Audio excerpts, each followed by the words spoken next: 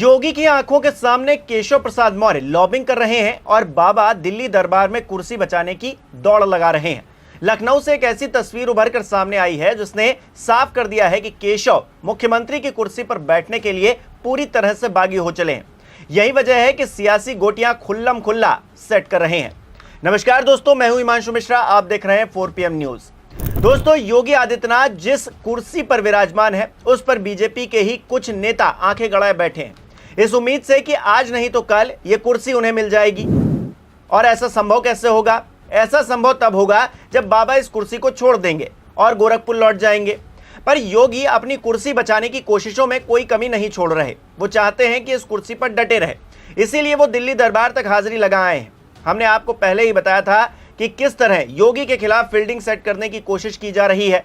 पहले राज्यपाल आनंदीबेन पटेल प्रधानमंत्री नरेंद्र मोदी से मुलाकात करती हैं और फिर राज्यपाल मनोज सिन्हा लखनऊ में राजभवन के अंदर आनंदीबेन पटेल से मुलाकात करते हैं। ये देखकर बेचैन हो उठे योगी आदित्यनाथ भी बिना कार्यक्रम के अगले ही दिन राजभवन पहुंच जाते हैं, इस उम्मीद से कि मामला संभल जाएगा, सेट हो जाएगा। लेकिन ऐसा होता नहीं दोस्तों। जिसके बाद बाबा दिल्ली की उड़ान भरते हैं, सीधे रक्षा मंत्री राजनाथ सिंह के पास पहुंचते हैं। राजनाथ से मुलाकात इसलिए भी अहम है क्योंकि इस वक्त यूपी में कोई आपात स्थिति तो है नहीं जिसके लिए योगी आदित्यनाथ को राजनाथ से मिलना पड़े। लेकिन जब दो ठाकुर नेता मिल रहे हैं तो क्या खिचड़ी पक रही है, यह हर कोई जानना चाहता है, समझना चाहता है। क्योंकि राजनाथ सिंह एंटी मोदी शाह गुट के बताए जाते हैं, ऐसे में इस मुलाकात के मायने जग जाहिर हो रहे हैं।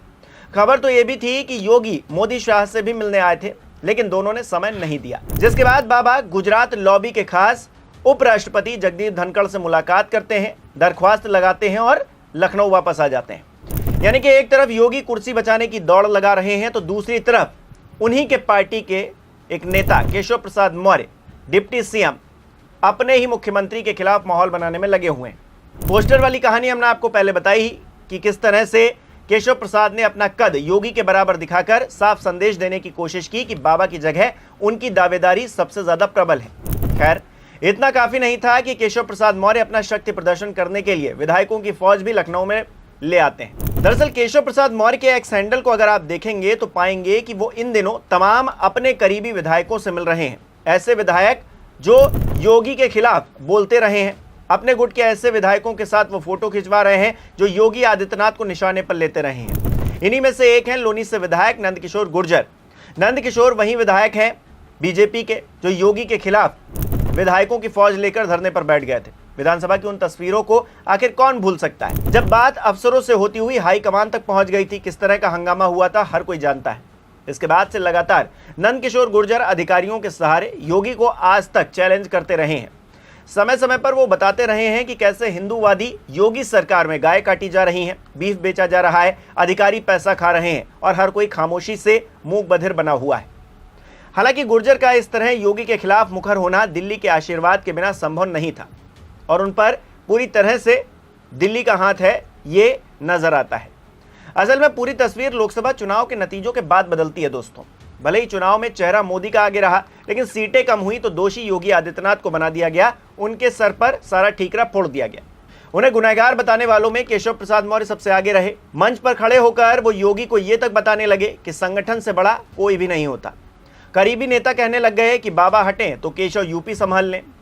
ऐसे एंटी योगी कैंप के विधायकों के साथ केशव प्रसाद मौर्य की जब मीटिंग हो रही है, हंसते हुए तस्वीरें सामने आ रही हैं, वो भी ऐसे वक्त में जब योगी आदित्यनाथ के गोरखपुर वापसी की साजिशों की खबर उनकी ही पार्टी से सामने आ रही है। काफी कुछ संदेश दे रही हैं ये तस्वीरें। दूसरी तरफ योगी आदित्यनाथ की मोदी शाह से बढ़ती हुई दूरी तब और भी ज्यादा खतरनाक होती हुई दिखाई दे रही है जब संघ प्रमुख ने भी अपना हाथ पीछे खींच लिया है। इसका सबूत तब मिला दोस्तों जब संघ प्रमुख मोहन भागवत लखनऊ तक आए, लेकिन योगी आदित्यनाथ से मुलाकात करे बगैर चले गए। जबकि कुछ दिन पहले ही मोदी नागपुर के दरबार से होकर आए थे। योगी से नई नाराजगी की वजह जो है वो दलित बनाम ठाकुर की नई लड़ाई बताई जा रही है। जिस तरह करणी सेना ने रामजी लाल सुमन के आगरा आवास पर हमला किया और फिर अलीगढ़ में काफिले पर हमला किया गया, जिसमें कई गाड़ियां क्षतिग्रस्त हुई, कुछ लोग घायल बताए गए और तो और आरोपियों को पकड़कर 24 घंटे के भीतर छोड़ भी दिया गया।